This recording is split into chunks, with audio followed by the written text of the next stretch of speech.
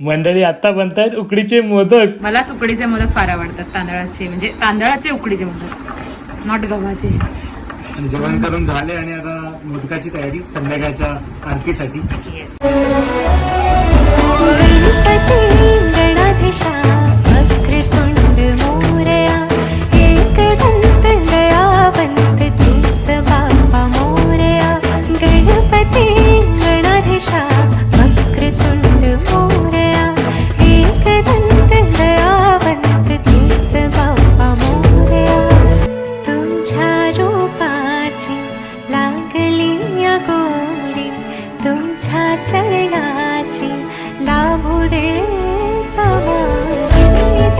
मोदक खाऊन मला पहिल्या आरतीमध्ये खूप छान वाटलं.